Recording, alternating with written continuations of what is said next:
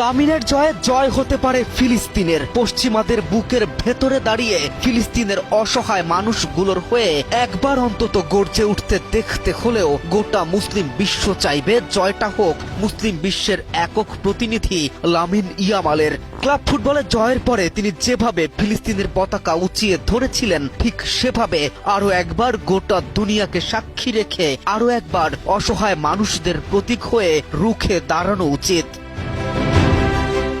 খেলাধুলা অরাজনৈতিক, খেলাধুলায় ধর্ম টানা ঠিক নয়, এমন সুশীলতায় যারা বিশ্বাসী তারাই খেলাধুলাকে পুঁজি করে এবারের আসরে ছড়িয়েছে সীমাহীন নোংরামি, পদে পদে হাসিল করেছে রাজনৈতিক স্বার্থ, ধর্মীয় স্বার্থ। The greatest show on earth, যেখানে তাকিয়ে গোটা বিশ্ব, সেখানে অসহায় ও নির্যাতিত ফিলিস্তিনিদের অসহায় চিত্র কেন তুলে ধরবে না মুসলিম বিশ্ব?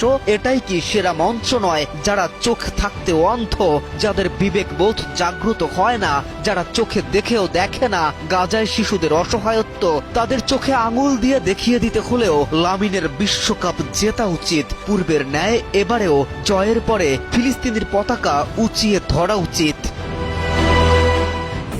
আমাদের উঠে দাঁড়াতে হবে। স্পিড, সকল অন্যায়ের বিরুদ্ধে রুখে দাঁড়ানোর এনার্জি পার্টনার। টুর্নামেন্টে আর্জেন্টিনার বিপক্ষে বিতর্কিত এক ম্যাচে ছিটকে গিয়েছিল মিশর। নানা বিতর্কের মাঝে সবচেয়ে বেশি প্রশংসিত ছিল পশ্চিমাদের ডেরায় দাঁড়িয়ে মৃত্যুকে পরোয়া না করেও ফিলিস্তিনকে সমর্থন করা। গোটা দলের প্রধান কোচের সে বীরত্ব অশ্রুসিক্ত করেছে সমগ্র মুসলিম জাতিকে। এছাড়াও টুর্নামেন্টে অংশ নেয়া মুসলিম দেশগুলো একে একে সব বিদায় হলেও তারা ছাপ রেখে গেছে। অনেক দলই ফিলিস্তিনকে সমর্থন করেছে, যদিও মাঠের খেলায় পরাজিত হয়ে টুর্নামেন্ট থেকে ছিটকে গেছে, কিন্তু সাধ্যের মধ্যে থেকে ফিলিস্তিনকে সমর্থন দিয়ে গেছে। সবাই বিদায় হলেও শেষ আশ্রয় হয়ে থেকে গেছে লামিন, আর ওমুখ হয়েই তাকিয়ে গোটা মুসলিম বিশ্ব। বাকিটা সময়ের অপেক্ষা। KM Rafin, News 24।